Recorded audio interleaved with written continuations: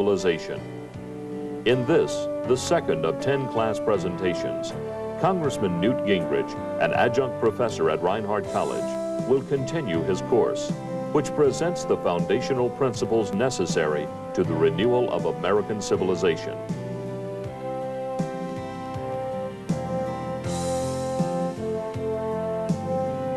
This week's lesson, Pillar 1, the historic lessons of American civilization, focuses on the lessons of American history and the use of history for analysis and problem solving.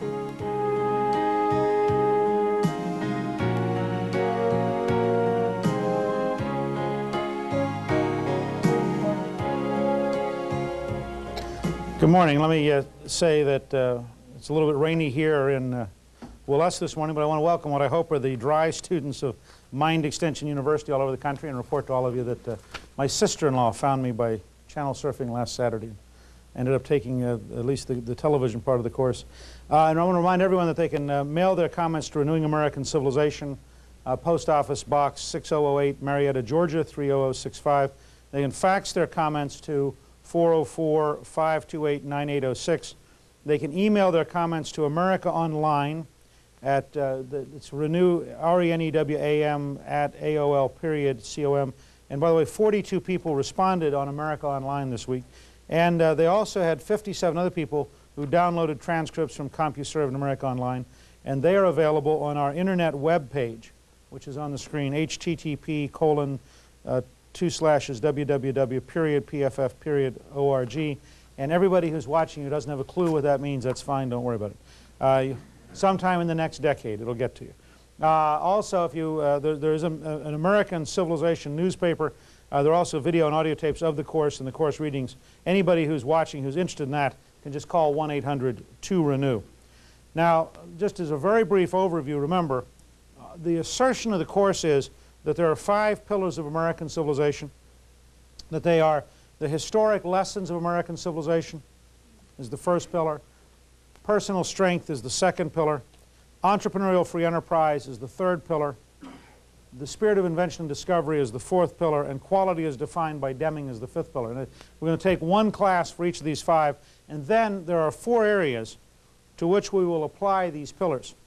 They are, first of all, looking at the third wave in American civilization. So we'll spend 2 hours looking at the concept of the information revolution in American civilization, then creating American jobs in the world market, and then we will spend 2 hours looking at replacing the culture of violence and poverty with a culture of productivity and safety. And finally, we will close the course with 2 hours on citizenship and community in 21st century America, which in a sense ought to be the final culmination of what we're trying to teach.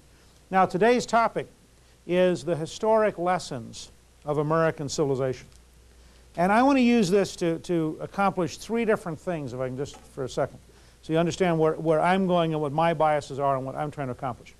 First of all, I want to get you to think about history. I'm a historian as a vocational degree, because I think if you want to understand human beings, you ought to study history, because history helps you. In other words, I didn't study history to become a historian. I studied history in order to understand how people function, how people do things, because the most powerful predictor of possible future behaviors is history. So one thing I want you to do is learn a fair amount about how to use history, how to make it work for you. So you actually look at it, and when people say, oh, that's history, and it's a comment on our current culture, that means it's irrelevant, it's past, it's gone. I would argue just the opposite. Every major figure, when you go back through the last 300 years, or you read Napoleon's quotes, or you look at Washington, look at FDR, look at Harry Truman. I mean, again and again you find people who read history for a practical reason. So part of the purpose of today's 2 hours is to try to begin to convince you that history can be the most practical of disciplines because it is teaching you about what you want to do.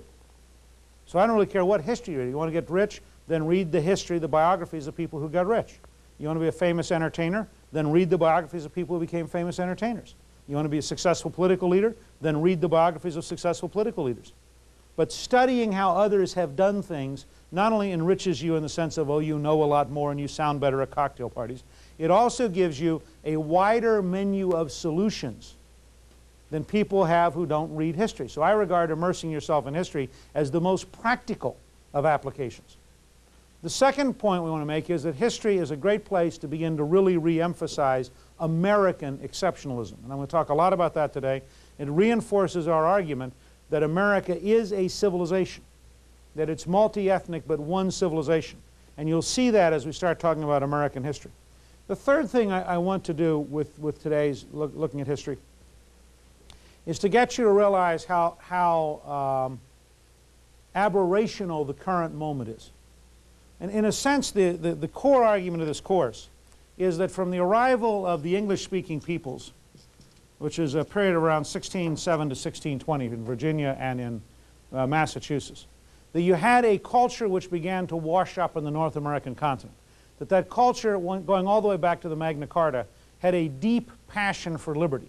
That it had learned lessons in the English Civil War, and that it had, with John Locke and others, created an argument about how humans are free. And that culture actually gradually emerges, becomes modern America. And that you can see from 1760 to 1789 a big argument about whether or not, in fact, being American is different than being British. It's a famous story of Franklin going to Britain, sent by the colony of Pennsylvania as their representative, arriving in Britain as a loyal English subject, and leaving Britain as an American. Because in his exposure to the British political system, he had come to realize how far apart we were and that they were not us. And there are a number of quotes. I remember the one who said, there's somebody who said during this period, I think it was John Adams, who says that we entered this argument with Britain thinking we were British, and in our minds learned that we were American, and then decided we had to have a revolution. And then after the revolution, they have to invent a system. And one of the things which liberated me and got me going was Gordon Wood's two great works on the origins of the American Revolution, which covers this period, and the radicalism of the American Revolution, in which Wood argues that a second great breakthrough occurs. This is our political breakthrough. We become America politically. We become a free country. We adopt the Constitution. And that's why we have, as some of your assignments, the Federalist Papers, the Declaration of Independence, the Constitution. They're out of this period. Then there's a second break point, which is now that we're no longer bound by a king and we're no longer bound by aristocracy, we become a remarkably democratic, capitalist, entrepreneurial society of enormous freedom. And that is codified in 1830, 30 and 31, by de Tocqueville. And by this point, we have become America. Now, the central argument of this course intellectually is that this system, to a remarkable degree, survived to about 1965. And that you could have had a dialogue between American leaders, the American elite, normal everyday Americans, people from all kinds of backgrounds, could have gotten together up to this point, and there would have been a continuity from here to here. And you'll see it today. In fact, I was shocked last night preparing today's class. We're going to share with you something I did not hear till last night, which is Franklin Delano Roosevelt's radio address to the country.